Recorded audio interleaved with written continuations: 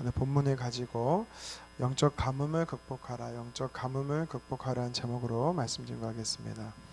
여러분은 산후 우울증이라고 들어보셨을 겁니다. 출산을 하고 나서 여성들이 이 비정상적으로 오는 우울증인데요.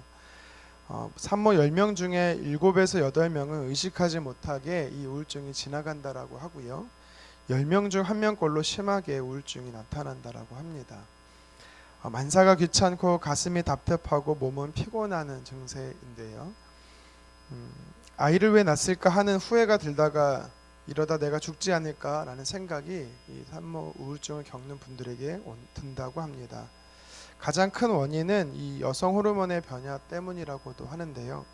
여기에 결혼 생활에 대한 불만족, 그리고 가족이 도와주지 못하고 특히 남편의 양육에 어려움이 있다면 발병 확률이 더 높아진다고 합니다. 물론 요새는 치료법이 많이 좋아져서 효과도 이전보다는 나아졌다고 합니다.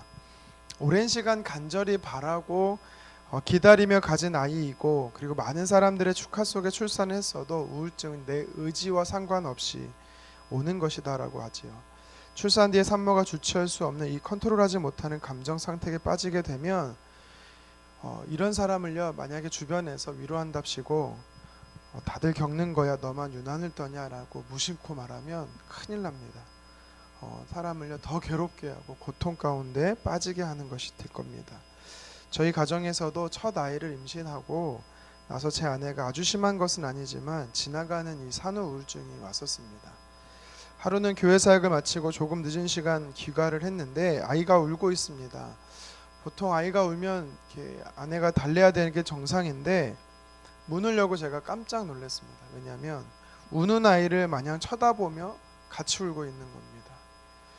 네, 그 상황을 본 순간 제가 어떤 생각이 부려들었냐면 이 사람 큰일 나겠다라는 생각이었습니다.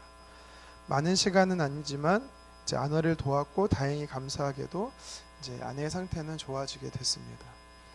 믿음이 있고 신앙이 있다고 해서 우울증이 안 오는 것은 아닙니다. 우리가 신앙생활하면서 자주 실수하고 오해하는 것이 뭐냐면 신앙이 좋고 믿음이 좋으면 뭐든지 만능이다라고 생각하는 것이 우리가 잘못 생각하는 것 중에 하나입니다. 신앙이 좋은 사람에게 있어서 실패를 염려하거나 또 혹시 잘못되지는 않을까라는 생각을 갖는 것은 이 사람 믿음이 떨어졌다라고 판단하는데요. 우리가 잘못 오류를 범하는 거죠. 예를 들면 바이러스로 인해서 몸이 병들어 아픈 사람에게 치료를 받게 하고 쉬게 해야 되는데 무조건 기도하면 낫는다라고 말하거나, 아니면 오랫동안 먹지 못해 기진한 사람에게 회복을 위해 더 금식하라고 말한다면 이러한 처방은 영적 폭력이 될 수 있는 것입니다. 믿음이 좋다가도 침체를 경험할 수 있는 것이지요. 오늘 말씀에 보면 그 대표적인 사람이 등장합니다. 바로 엘리야지요. 엘리야는 지난 3년 6개월 동안 가뭄으로 인해 어려움을 겪기도 했지만 하나님께서 까마귀로 먹이셨고 사르밧에 사는 과부의 집에서 통의 가루가 떨어지지 않고 병의 기름이 없어지지 않는 역사로 공급하셨습니다. 과부의 죽은 아들을 살리기도 했고 가장 큰 역사를 경험한 것은 이 갈멜산에서요 850대 1로 이방 선지자와 싸워서 이겼던 것을 엘리야는 직접 경험했습니다. 또 하나님께서 엘리야에게 비를 지면에 내리시겠다고 응답을 하시기도 했습니다. 엘리야가 경험한 모든 것은 하나님이 베푸신 기적들이었습니다. 그런데 그도 오늘 본문에 보니까 아합 왕의 아내 이세벨 왕비가 했던 이 엘리야를 죽이겠다라는 한마디 때문에 절망의 마음에 사로잡혀 영적 침체, 영적 가뭄을 겪게 되는 것을 볼 수 있습니다. 오늘 말씀을 통해 우리가 생각해 볼 수 있는 것은 하나님의 사람에게도 절망이 찾아올 수 있다라는 것입니다. 그리고 그때 우리는 믿음의 사람들은 어떻게 극복할 수 있는가에 대해 성경을 통해 우리 한번 교훈을 얻도록 하겠습니다. 특별히 큰 일을 하고 난 후 절망이 다가올 가능성이 많다라는 것을 우리가 말씀을 통해 볼 수 있지요. 엘리야가 이방 선지자들과 850명과 영적 대결을 합니다. 하나님의 불이 하늘에서 떨어지는 것을 엘리야는 경험했습니다. 또한 간절히 7번 기도했더니 하늘의 문이 열려서 3년 반 동안 비가 내리지 않던 그 땅에 하나님께서 비를 내리십니다. 이렇게 큰 일을 하고 다쳤던 이 하늘이 열려서 놀라운 기적을 하나님이 베푸셨는데 그만 이세벨의 왕비의 말 한마디에 이 엘리야가 낙심이 되죠. 왜 낙심을 할까? 하나님의 사람은 왜 낙심할까?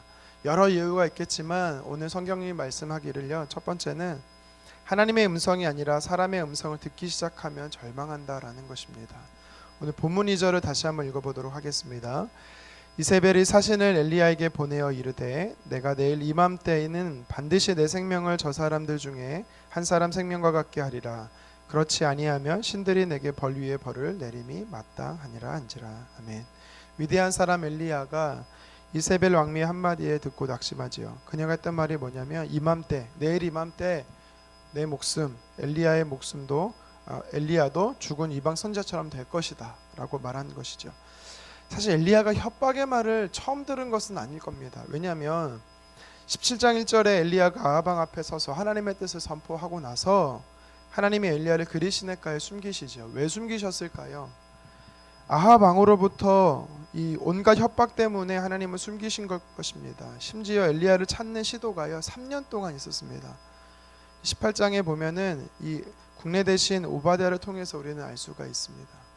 그런데 그때는 3년 동안 엘리야는 이길 수 있었음에도 불구하고 왜 이토록 약한 이 모습을 오늘 본문에는 엘리야가 보이고 있는 것일까요? 그 이유는 엘리야의 영적 상태보다 육적인 상태에서 원인을 찾아야 되는 것입니다. 그가 지금 어떤 상태냐면 몸이 많이 피곤하고 지쳐 있습니다. 850대 1로 이방 사제들과 전투를 하루 종일 치렀습니다. 목숨 걸고 한 전쟁이기 때문에요. 그는 모든 진을 쏟아냈습니다. 그리고 엘리야가 휴식을 취한 것이 아니라 성경에 보면 바로 갈멜산 꼭대기에 올라가서 엎드려 하나님 앞에 기도했다라고 말합니다. 어제 살펴본 대로 무릎 사이에 얼굴을 놓고 아주 간절히 기도했습니다. 엘리야의 기도를 보면 예수님의 이 십자가 달리시기 전 마지막 감람산의 기도를 연상하게 됩니다. 예수님이 땀이 핏방울이 되도록 흘렸다라고 말합니다. 당시는요 장작을 떼워 몸을 녹여야 하는 추운 계절이었습니다. 그런데도 예수님은요 간절히 기도했다라는 걸 성경이 말하죠. 그러니까 엘리야의 갈멜산 전투에서 진을 쏟은 상태에서 간절히 하나님 앞에 기도했다라는 것은 마치 소진했다라는 것입니다. 이제는 육체를 불태웠다라는 것입니다. 더 이상 마른 걸레를 짜듯이 피곤에 지친 상태가 바로 엘리야의 상태입니다. 그때 엘리야에게 무엇이 들렸냐면 너를 죽이겠다라는 이세벨의 속삭임입니다. 사단의 속삭임인 것이죠. 하나님의 사람이 타진됐을 때 사단은 절망의 소리로 우리를 속삭입니다. 우리가 피곤하고 지치고 연약해져 있을 때 하나님의 음성이 아니라 사람의 음성, 세상의 음성을 듣게 되면 우리는요 마치 오늘 엘리야가 낙심하게 되는 것 같이 똑같이 낙심하게 된다라는 겁니다. 가끔 사람들이 자살했다는 소식을 접할 때 아니 저 사람은 신앙이 좋았던 사람 아닌가라는 그런 생각이 들 때가 있습니다. 2주 전에 탤런트 전미라 씨가 숙소에 쓰던 호텔에서 자살했다라는 기사를 여러분도 봤을 겁니다. 여러분 아시는 분도 있겠지만 그녀는요 기독교 방송에서 활동하고 기독 영화도 찍고 신앙이 자타가 인정하는 신앙인이었습니다. 왜 극단적인 선택을 했을까? 물론 정확한 원인은 알 수 없습니다. 그런데 성경에 보면 한 가지 알 수 있는 것은 오늘 말씀을 보면 삶을 포기하고자 하는 오늘 이 사람에게는요 그러니까 믿음의 사람에게도 절망이 있기 때문에 그런 극단적인 선택을 할 수밖에 없지 않았나 생각이 듭니다. 오늘 본문 4절 중반절에 보면 엘리야가 이 로뎀나무 아래에 앉아 죽고자 하는 것을 우리가 볼 수가 있습니다. 여러분 로뎀의 뜻이 무엇인지 압니까? 로뎀 가끔 이렇게 옛날에 오른교회 카페 이름이 로뎀나무 카페였는데요. 이게 이제 바뀌었죠. 다른 이름으로 바뀌었는데 로뎀이라는 뜻이 원래 시궁창이라는 뜻입니다. 시궁창. 이거를 잘 모르고 로뎀나무 이렇게 듣기에 참 좋은 이렇게 이미지가 좋은 것처럼 평온한 것처럼 들리지만 그렇지가 않습니다. 시궁창나무란 뜻인데요. 이게 무슨 말을 하는 거냐면 지금 당시 영적 상태, 이 엘리야의 영적 상태가 뭔지를요 성경은 상징적으로 보여주고 있는 겁니다. 사람은 몸이 약해질 때가 위험한 것입니다. 몸이 약해지면 의지도 약해지고 소망도 약해지고 비전도 사라지고 심지어 하나님을 향한 신뢰도 약해지는 것을 보게 됩니다. 몸이 좋지 못한 분들을 우리가 그래서 돌봐야 되고 위로해야 되고 격려해야 하는 겁니다. 저와 여러분들은 몸이 피곤하고 지칠 때 사람의 음성을 듣지 말고 세상의 음성이 아니라 하나님의 음성 듣기를 주님의 이름으로 축원합니다. 그리고 오늘 말씀을 통해 볼 때 우리가 왜 낙심하고 절망하는가? 첫 번째가 이제 하나님의 음성이 아니라 사단의 음성을 우리가 세상의 음성을 듣는 이유가 있고, 두 번째는 그 음성을 듣고 나면 자기가 처한 환경을 바라보게 된다라는 겁니다. 오늘 본문 3절 같이 한번 읽어보겠습니다. 그가 이 형편을 보고 일어나 자기의 생명을 위해 도망하여 유다에 속한 브엘세바에 이르러 자기의 사원을 그곳에 머물게 하고. 아멘. 3절 상반절에 뭐라고 말하냐면 그가 이 형편을 봤다라고 말합니다. 엘리야가 지금 자신의 형편을 봤다라고 이야기하는 겁니다. 자기를 죽이겠다라는 사람의 소리, 이 사단의 소리를 듣고 나니까 지금 엘리야는요, 지금 자기가 어떤 환경에 있는지를 보게 됐다라는 것입니다. 사람의 본성상 아마도 엘리야도 이런 생각을 하지 않았을까 추측해 봅니다. 이 정도면 변화가 일어나야 되는데, 이 정도면 결과가 나와야 하는데, 아합 왕이 감동을 받고 그 악한 왕비 이세벨을 패하고 이제 영적인 각성 회개 운동이 일어나야 정상이 아닌가라고 엘리야도 어쩌면 생각할 수 있습니다. 그런데 현실은 그렇지 않습니다. 아합 왕도 전혀 변하지 않고 백성들도 회개하지 않고 오히려 이세벨은 살기 등등해서 그를 죽이겠다고, 자신을 죽이겠다고 협박하고 있습니다. 이러한 형편을 엘리야가 보니 절망의 순간에 그는요 달아나기 시작하는 겁니다. 어느 정도 엘리야가 달아나냐면, 오늘 성경에 보면 이 엘리야가 당시 이스라엘에 있었는데 브엘세바까지 도망갔다라고 말합니다. 이 브엘세바는요 사실 유다의 최남단 땅입니다. 그러니까 지금 그는 국경을 지나서 도망가고 있는 것입니다. 그것도 불안해서 오늘 보니까 종을 남겨두고 광야길로 하루길을 더 갔다라고 성경은 이야기합니다. 우리가 몸이 지쳐 있을 때 하나님의 음성이 아닌 사람의 음성을 듣게 되면 낙심합니다. 그리고 그 소리 때문에 우리는요 평소 괜찮았던 상황도요 절망적인 상황으로 보게 되는 것입니다. 그래서 엘리야처럼 반응하게 되는 것이지요. 힘들어서 죽고 싶은 마음이 휩싸여 있을 때 우리는요 그러면 어떻게 해야 할까요? 오늘 말씀이 우리에게 도전하고 있습니다. 성경은 하나님의 사람들이 겪게 되는 이 영적 침체와 가뭄 속에서 어떻게 회복할 수 있는가에 대해 또한 들려주시는데요. 첫 번째는 하나님은 우리의 피난처가 되시고 회복을 주시는, 도우시는 분이다라고 성경은 말하고 있습니다. 자, 우리 오늘 성경 5절 말씀을 같이 한번 읽어봤으면 좋겠습니다. 로뎀나무 아래에 누워 자더니 천사가 그를 어루만지며 그에게 이르되 일어나서 먹으라 하는지라. 아멘. 또 7절은 성경에 말합니다.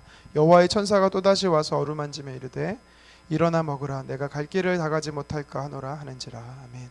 하나님께서요 오늘 성경에 보니까 낙심하여 절망하여 쓰러져 있던 한 사람에게 직접 찾아오시는 것을 볼 수가 있습니다.